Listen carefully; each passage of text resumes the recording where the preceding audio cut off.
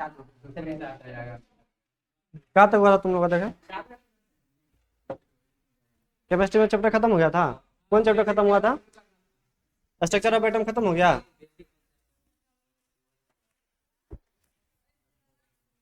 पहला पढ़ा basic concept, इसके बाद स्ट्रक्चर ऑफ एटम, दो तो खत्म हो गया ना? हाँ, दो खत्म हो गया ना? Structure of atom, some basic concept of chemistry है ना, दो चैप्टर खत्म हुआ होगा। अरे पहला चैप्टर तो बहुत पहले पढ़ाया हुआ होगा ना। फिलहाल अभी क्या खत्म हुआ? स्ट्रक्चर ऑफ एटम, यही ना? हाँ ठीक है, चलो तीसरा चैप्टर स्टार्ट करेंगे आज। ठीक है, नाम क्या चैप्टर का हमारा? इसको पीरियोडिक टेबल बोलते हैं। तीसरा चैप्टर स्टार्ट करने वाले हैं, पीरियोडिक। आज पढ़ा रहे हैं हम। पीरियोडिक टेबल को हिंदी में क्या बोलते हैं? आवर्त सारणी बोलते हैं। क्या बोलते हैं? आवर्त सारणी। ठीक है, देखो एक्चुअल में पढ़ना है पीरियोडिक टेबल के बारे में, लेकिन ना जब चैप्टर तुम निकालेगा, आए शांत रहो, चैप्टर जो निकालेगा ना तो इसका नाम क्या हमारा, इसको बोलते हैं या classification of element. Classification of element.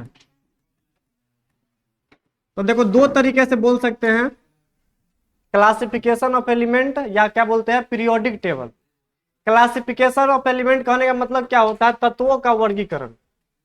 क्या बोलते हैं इसको हम? तत्वों का वर्गीकरण।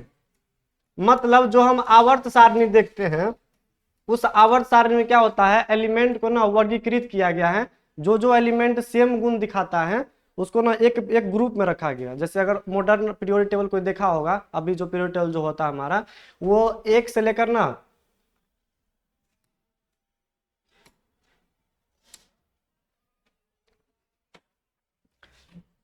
देखो ऐसे बना हुआ होता है। जैसे मान लो ये पहला ग्रुप है हमारा, ठीक है, ये दूसरा ग्रुप है। इस तरीके से एलिमेंट ग्रुप में सजाया गया है। इसको ग्रुप 1 बोलते हैं, इसको ग्रुप 2 बोलते हैं। ऐसे करके एलिमेंट लगाया हुआ है। पहला ग्रुप में क्या क्या होता है? हाइड्रोजन होता है, लिथियम होता है, सोडियम होता है, पोटेशियम होता है, रुबिडियम होता है, सीजियम होता है, और क्या होता है? फ्रेंचियम। ये सब सिखाएंगे अभी। वैसे ही मैंने अभी पीरियोडिक टेबल स्टार्ट करेंगे, थोड़ा मैं हिंट देकर समझा रहे हैं इसको। फिर मिलेगा यहाँ पे बेरिलियम मिलता है, फिर मैग्नीशियम मिलता है, फिर कैल्शियम मिलता है, स्ट्रोंटियम मिलता है, फिर बेरियम मिलता है, फिर रेडियम मिलता है। तो ये सब हमारा एलिमेंट है। तो एलिमेंट जो है ना, वो एलिमेंट को ना क्लासिफाइड करके जो सजाते हैं हम, जैसे मान लो ये हमारा पहले ग्रुप का एलिमेंट है, ये हमारा दूसरे ग्रुप का एलिमेंट है। आए शांत रहो। पहले ग्रुप का एलिमेंट ना सबका प्रॉपर्टी क्या होता है? यहाँ पे सेम होता है। प्रॉपर्टी कहने का मतलब क्या है? अगर हम लिथियम का इलेक्ट्रॉनिक विन्यास निकालेंगे तो बाहरी सेल में एक इलेक्ट्रॉन होता है। सोडियम का इलेक्ट्रॉनिक विन्यास निकालेंगे तो बाहरी सेल में एक इलेक्ट्रॉन होता है। पोटेशियम का इलेक्ट्रॉनिक विन्यास निकालेंगे तो बाहरी सेल में एक इलेक्ट्रॉन होता है। तो बोलो सबका प्रॉपर्टी क्या है? सेम है। सबके बाहरी सेल में एक इलेक्ट्रॉन है। तो एलिमेंट को देखो, जब आवर्त सारणी बनाया गया होगा तो जो 118 एलिमेंट है ना मेरे पास, वो एलिमेंट को ना प्रॉपर्टी के बेस पे हमने अरेंज किया है। एलिमेंट जो 118 एलिमेंट जो नेचर में जो डिस्कवरी हुआ है, 118 एलिमेंट सबको मैंने जो ग्रुप वाइज जो अलग अलग करके रखा है ना, वो on the basis of property. जिस सबका प्रॉपर्टी सेम था उसको एक ग्रुप में डाल दिया। अगर बात करेंगे सेकंड ग्रुप का, तो इसके बाहरी सेल में होता है 2 इलेक्ट्रॉन, मैग्नीशियम के बाहरी सेल में 2 इलेक्ट्रॉन, इसके बाहरी सेल में 2 इलेक्ट्रॉन। तो जिस सबके बाहरी सेल में 2-2 इलेक्ट्रॉन आ रहा है उसको मैंने कहाँ रख दिया? सेकंड ग्रुप में। और मैंने बोला सबका प्रॉपर्टी क्या होता है? सेम होता है। तो कहीं ना कहीं हमने तत्वों को क्या किया है?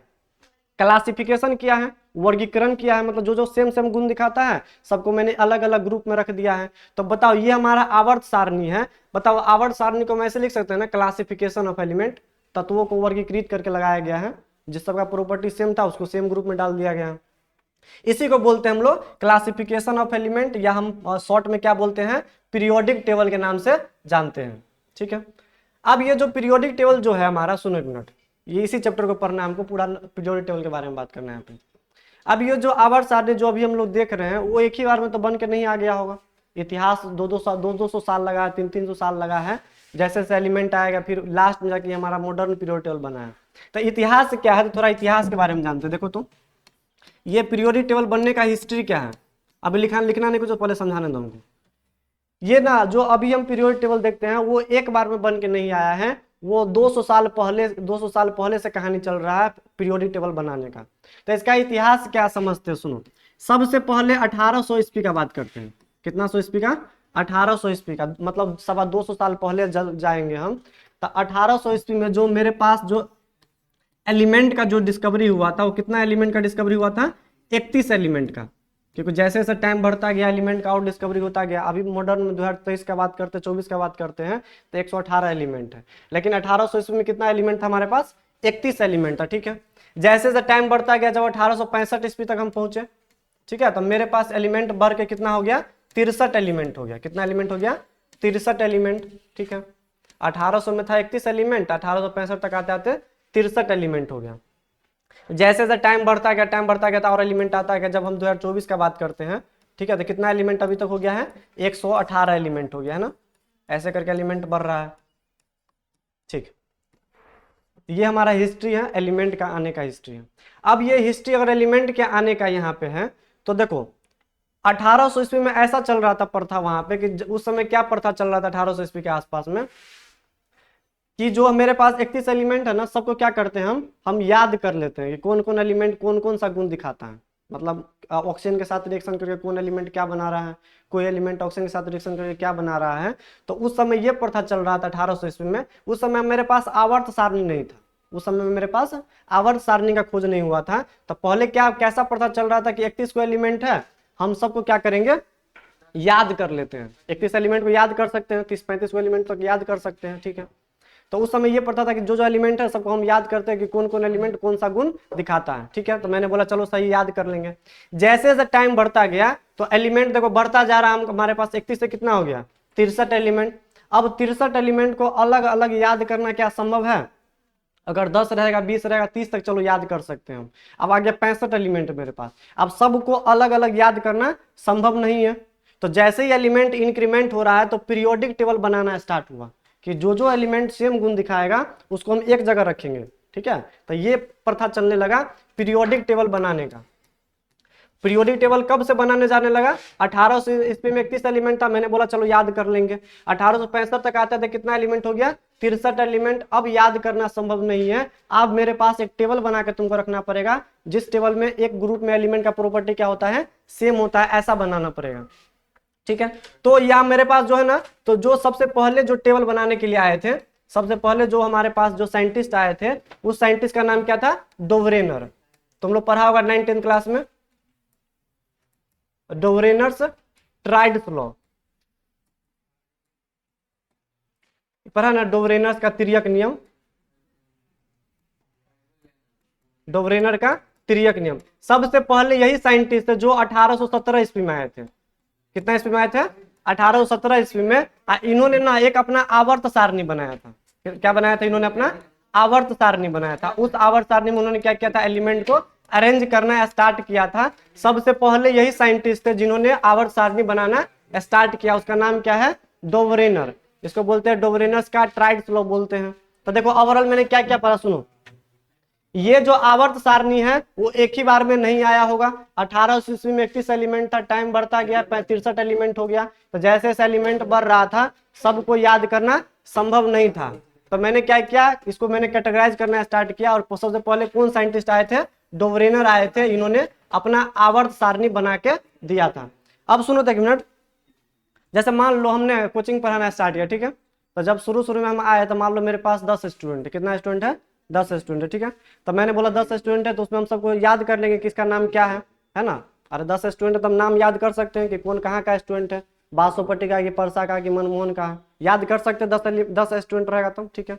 टाइम बढ़ता जा रहा, कुछ टाइम के बाद ना मेरे पास ना अब 20 को स्टूडेंट आ गया। ठीक है, अब चलो मैंने बोला कि चलो 20 स्टूडेंट आ गया तो चलो सबको याद कर लेंगे कौन कहाँ का स्टूडेंट है। ठीक, अब मान लो कि कुछ टाइम के बाद मतलब 1 महीना 2 महीने के बाद स्टूडेंट ना मेरे पास 100 स्टूडेंट हो गया। कितना स्टूडेंट हो गया? 100। अब बताओ 100 स्टूडेंट का नाम जानना क्या संभव रह गया? अब संभव नहीं रह गया क्योंकि 100 स्टूडेंट हो गया।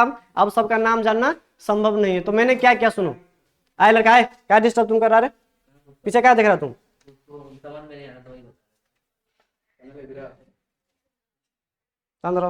देखो अब मेरे पास 100 स्टूडेंट होगा तो मैंने क्या किया कि मैंने बोला क्या जितना सारा बासोपट्टी का स्टूडेंट है सब पहले बेंच पे बैठ जाओ। ठीक है, मैंने बोला जितना सारा परसा का स्टूडेंट है वो सेकंड बेंच पे बैठ जाओ। मैंने बोला जितना मनमोहन का स्टूडेंट है वो थर्ड बेंच पे बैठ जाओ। मैंने बोला जितना मढ़िया का स्टूडेंट सब फोर्थ बेंच पे बैठ जाओ। अब इससे ये हो गया कि सब बेंच पे मैंने बैठा दिया। अब मैंने हमको पता है कि यहाँ का एलिमेंट को उठाएंगे या यहाँ का स्टूडेंट का उठाएंगे तो कहाँ का स्टूडेंट होगा, हमारा बासोपट्टी का होगा। अब हमको पता है तीसरे बेंच पे जो स्टूडेंट को उठाएंगे वो मनमोहन का स्टूडेंट होगा। मतलब अब प्रॉपर्टी सबका जानना चालू हो गया। 10 स्टूडेंट था, 20 स्टूडेंट था, तो मैंने सबको याद कर लिया। अब एलिमेंट अगर बढ़ रहा है, जैसे जैसे स्टूडेंट बढ़ेगा हमारे पास, तो सबको अलग अलग याद करना संभव नहीं था। तो मैंने बोला जो जो सेम गुण दिखाता उसको एक एक ग्रुप में डाल देते हैं। ठीक है, तो यहां से वही कहानी स्टार्ट हो। 31 एलिमेंट था तो मैंने बोला याद कर लेंगे, लेकिन एलिमेंट बढ़ता गया तो सबको याद करना संभव नहीं था। इसलिए हमने पीरियोडिक टेबल बनाना स्टार्ट किया। ठीक है, तो सबसे पहले किसका हाथ था पीरियोडिक टेबल बनाने में? डोवरेनर का ट्राइड्स लॉ।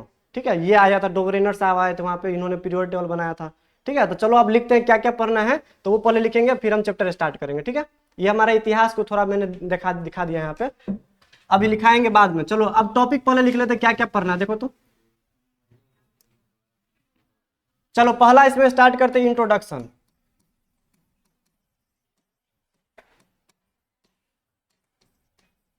इंट्रोडक्शन में यहाँ पे क्या पढ़ना, देखो तो। What we need, what we need to classified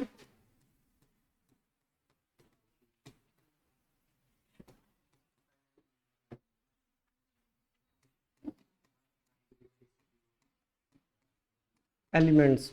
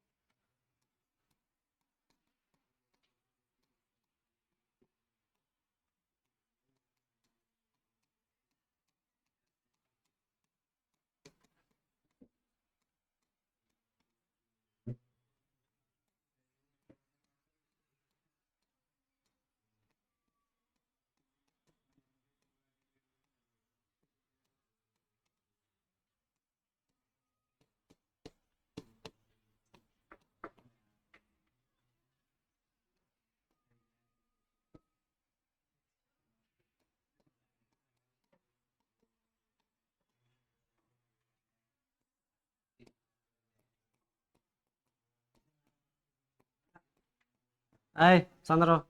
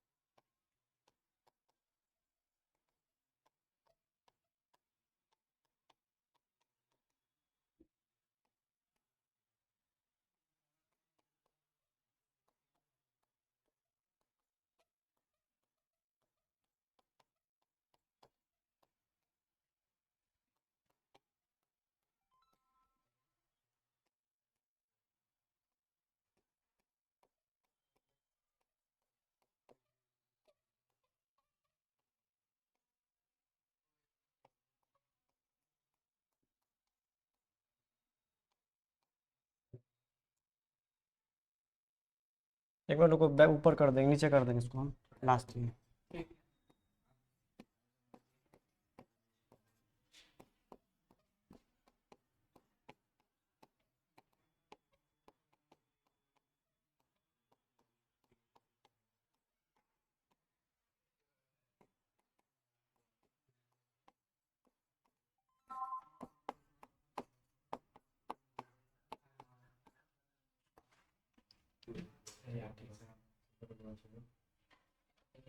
एक मिनट रुको, अब लिखते रहना, तुम टाइम देंगे लिखने के लिए, सुनो तो एक मिनट।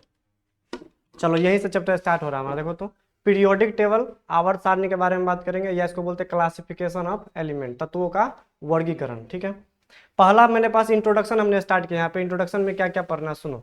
तो पहला क्वेश्चन यही अराइज होता है कि what we need to classified element, मतलब हमको क्या जरूरत पड़ा कि एलिमेंट को मैंने क्या क्या वर्गीकृत करना स्टार्ट किया। ऐसा क्या जरूरत पड़ा कि एलिमेंट को वर्गीकृत करना स्टार्ट करना पड़ा, मतलब हमको बांटना पड़ा कि कौन कौन ग्रुप में एलिमेंट को डिवाइड करने की जरूरत क्यों पड़ा हमको। ठीक है, तो सुनो। तो यहाँ पे पहली बात, ये क्वेश्चन तुमको डायरेक्ट एग्जाम में आ सकता है, अगर सेंटर एग्जाम जो तुम लोग देगा यहाँ पे, तो ये क्वेश्चन बन सकता है कि what we need to classified element, element को वर्गीकृत क्यों करना पड़ा। समझते हैं, सुनो। 1800 ईस्वी में मेरे पास कितना एलिमेंट था? 31 एलिमेंट था। 1865 आते आते कितना एलिमेंट हो गया? 63 एलिमेंट हो गया। तो मैंने देखा क्या, ईयर बाय ईयर, मतलब साल जैसे जैसे बढ़ रहा है अपना, 1800 से 1865 तक पहुंचे, तो साथ साथ क्या बढ़ रहा है? Elements are increased. एलिमेंट का जो डिस्कवरी हो रहा है वो तेजी से हो रहा था, टाइम बढ़ रहा था एलिमेंट को, एलिमेंट का डिस्कवरी क्या हो रहा था?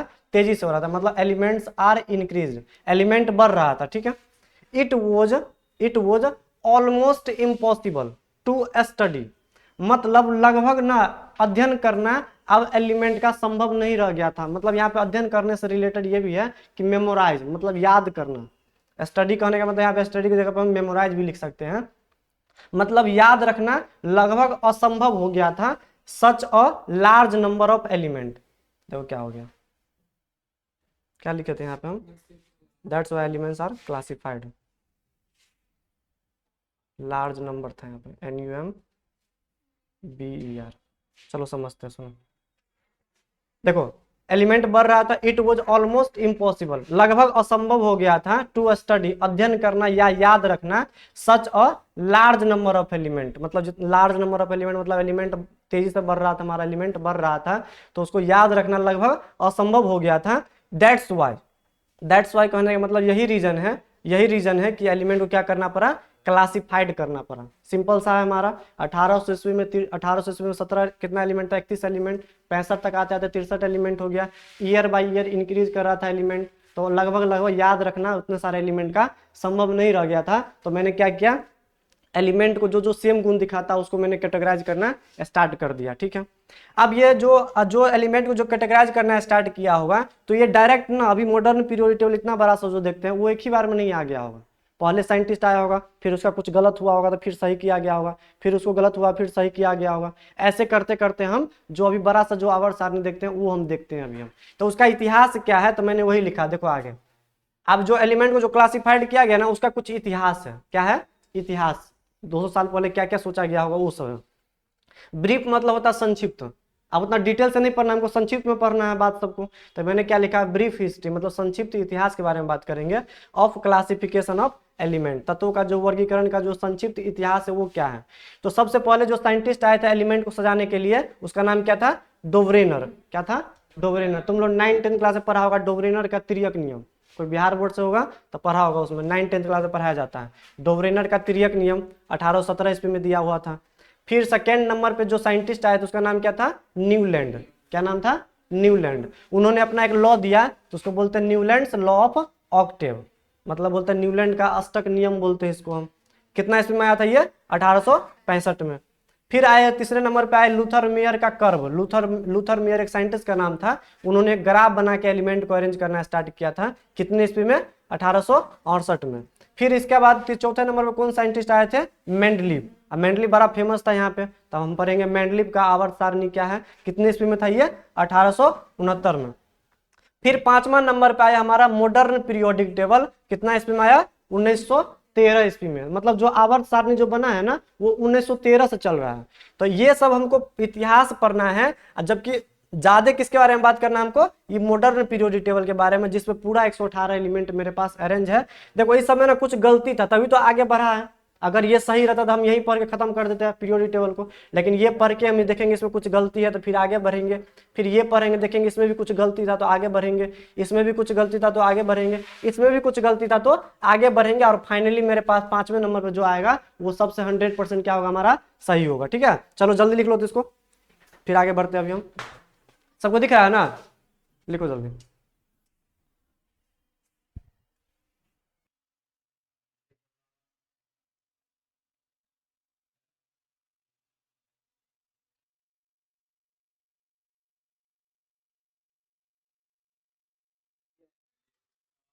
चुप चुप शांत रहो।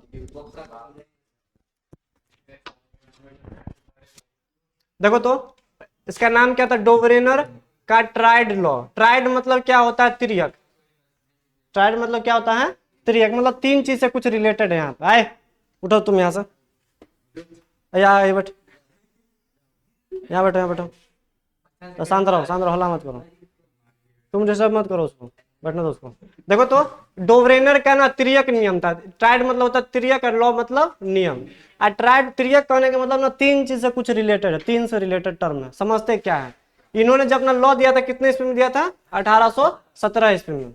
ये पहले साइंटिस्ट थे जिन्होंने एलिमेंट को ग्रुपिंग करना स्टार्ट किया था। तो मैंने क्या क्या पॉइंट लिखा, देखो तो पहले he was the first one, ये पहले ऐसे व्यक्ति थे हु ग्रुप्ड, जिन्होंने ग्रुपिंग किया। क्या ग्रुपिंग किया उन्होंने, थ्री एलिमेंट, मतलब तीन तीन एलिमेंट का ग्रुपिंग किया, ठीक है। एज दिस वे, इस तरीके से उन्होंने तीन तीन एलिमेंट ग्रुपिंग किया कि दे शो सेम या similar property in each other.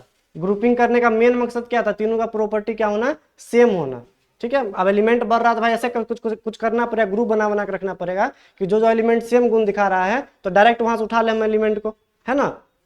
तो इन्होंने तीन तीन एलिमेंट को ना ग्रुपिंग करना स्टार्ट किया, ठीक है। और उस सब एलिमेंट का प्रॉपर्टी क्या था, आपस में सेम था, सिमिलर प्रॉपर्टी था, ठीक। अब ये ट्राइड लॉ क्या होता है, आगे मैंने क्या लिखा सुनो। ट्राइड लॉ क्या होता है, यहाँ पे ट्राइड लॉ वो ये था कि उन्होंने तीन तीन एलिमेंट को ग्रुप किया था। तीन एलिमेंट इधर भी है, तीन एलिमेंट यहाँ पर भी है, तीन एलिमेंट यहाँ पर भी है। अब उसके लॉ में क्या था सुनो, कि जो मिडिल वाला एलिमेंट होगा, जो तीन एलिमेंट को मैंने ग्रुपिंग किया है, वो मिडिल वाला जो एलिमेंट मेरे पास होगा, वो मिडिल एलिमेंट जो होगा ना, is the mean value of A and C. जैसे मान लो मेरे पास ए बी सी तीन एलिमेंट है, तो जो मिडिल वाला एलिमेंट होगा ना, वो मीन वैल्यू होगा ए और सी का। अब मीन वैल्यू किसको बोलते हैं, तो मीन वैल्यू हमने पढ़ा क्लास 9th क्लास में कि जैसे मैंने बोला ए और सी का मीन मतलब बी का मीन वैल्यू बताओ, तो ए और सी को जोड़ेंगे, दो से डिवाइड कर देते हैं। माध्य पढ़ा ना, माध्य तुम लोग, माध्य। तो बी का मैंने बोला मीन वैल्यू बताने के लिए, तो ए और सी को जोड़ेंगे और दो से डिवाइड कर देंगे। तो बी का जो एटॉमिक वेट होगा वो क्या होगा, मीन वैल्यू होगा। किसका मीन वैल्यू होगा, एक के एटॉमिक वेट और सी के एटॉमिक वेट की मीन वैल्यू होगा। अगर ऐसा कोई एलिमेंट दिखा रहा है तो उस तीनों एलिमेंट का प्रॉपर्टी क्या होता है, सेम होता है। जैसे मान लो मैंने लिया लिथियम, सोडियम और पोटेशियम, ये वो बनाया था इसलिए मैंने बुक में दिया हुआ है, तो मैंने यहाँ लिखा है लिथियम, सोडियम और पोटेशियम। इसके कहने का मतलब क्या है, ये एक ट्राइड है, तीन एलिमेंट है, ठीक है, ट्राइड है, सही है। इस ट्राइड में जो तीन एलिमेंट है सबका प्रॉपर्टी क्या होगा, सिमिलर होगा, सही हो। सबका एलिमेंट क्या होगा, सबका प्रॉपर्टी क्या होगा, सेम होगा। अब लॉ क्या बोल रहा है कि जो मिडिल वाला एलिमेंट होगा, जो ये वाला एलिमेंट का जो मास होगा, वो क्या होगा, मीन होगा। किसका मीन होगा, ए और सी का मीन वैल्यू होगा। मतलब लिथियम पोटेशियम को जब जोड़ेंगे और दो से डिवाइड करेंगे तो किसके बराबर होगा, वो सोडियम के मास के बराबर। अगर ऐसा हो रहा है तो तीनों का प्रॉपर्टी क्या होगा, आपस में सेम होगा, ठीक है। तो हमने चेक करना स्टार्ट किया, मैंने रखा यहाँ पे सोडियम, लिथियम प्लस पोटेशियम बटा 2। बताओ लिथियम का मास कितना है, 7, पोटेशियम का मास कितना है, 39, 39 में 7 जोड़ेंगे तो कितना होगा, 46 बटा 2 कितना होगा, 23 के बराबर। तो सही में सोडियम के मास की ये क्या है, बराबर है। तो ये कहीं ना कहीं इसका लॉ को फॉलो कर रहा है, जो ये लॉ को फॉलो करेगा उस तीनों का प्रॉपर्टी क्या होगा, आपस में सेम होगा। इसलिए मैंने बोलते इसको क्या बोलते हैं, ट्राइड का लॉ बोलते हैं। तीन तीन एलिमेंट ग्रुपिंग किया और जो बी वाला एलिमेंट था, बी वाला एलिमेंट का जो मास था वो मीन वैल्यू था किसका, ए के मास का और सी के मास का। चलो तीन का प्रॉपर्टी सेम है। अगर तुम मॉडर्न पीरियोडिक टेबल भी अगर निकाल के देखेगा, आधुनिक आवर्त सारणी, तो पहला ग्रुप में कौन सा एलिमेंट मेरे पास है, हलीना का रब से फरियाद। देखो तो hydrogen, lithium, sodium, potassium, rubidium, ये पहले ग्रुप का एलिमेंट है मॉडर्न पीरियोडिक टेबल में। देखो तो दिख रहा है ना, लिथियम, सोडियम और पोटेशियम, लिथियम, सोडियम और पोटेशियम। तो ये बोल दिया 200 साल पहले ही बोल दिया था डोवरिनर ने कि तीनों का प्रॉपर्टी क्या होगा, आपस में सेम होगा। आधुनिक में सही में हम देखते हैं कि लिथियम का प्रॉपर्टी सोडियम और पोटेशियम से मैच करता है। इसके बाहरी सेल में एक इलेक्ट्रॉन, इसके बाहरी सेल में एक इलेक्ट्रॉन, इसके बाहरी सेल में एक इलेक्ट्रॉन। ये 200 साल पहले प्रिडिक्शन किया था। चलो सही है। सेकेंड बात करते हैं, सेकेंड ट्राइड क्या था उसके पास, सुनो। क्लोरीन, ब्रोमीन, आयोडीन का ट्राइड बनाया था। ट्राइड मतलब तीन तीन एलिमेंट ग्रुप किया था। बी आर का जो मास होगा किसके बराबर होगा, Cl और आयोडीन के मास के माध्य के बराबर होगा, मीन के बराबर होगा। तो मैंने ब्रोमीन का मास निकाला, कितना होता है यहाँ पे 80 रख दिया। इसका मास कितना 35, इसका मास कितना है 127 और 2 से डिवाइड किया तो लगभग किसके बराबर आ रहा है, ब्रोमीन के मास के बराबर आ रहा है। तो बताओ तीनों का प्रॉपर्टी क्या होगा, आपस में सेम होगा, क्या होगा, सिमिलर प्रॉपर्टी दिखाएगा। सिमिलरली तीसरा ट्राइड क्या रखा था उन्होंने, कैल्शियम, स्ट्रोंटियम और बेरियम का। बताओ स्ट्रोंटियम का मास कितना होता है, 88, यहां रखेंगे। बताओ 40 को 137 से जब जोड़ेंगे 2 से डिवाइड करेंगे तो किसके बराबर होगा, ये लगभग 88 के बराबर होता है। बताओ ये मीन है ना ये दोनों का, तो बताओ तीनों का प्रॉपर्टी क्या होगा, आपस में समान होगा। यही था उसका लॉ कि उन्होंने बोला तीन तीन एलिमेंट को ग्रुपिंग कर दो, अगर बीच वाला का मास अगर दोनों के मास के मीन के बराबर है तो तीनों का प्रॉपर्टी क्या है, सेम है। ठीक है, तो उन्होंने 3 ट्राइड दिया था। चलो लिख लो, अगले क्लास में हम आगे बात करेंगे। ठीक है, मास याद करना पड़ेगा तुम्हें।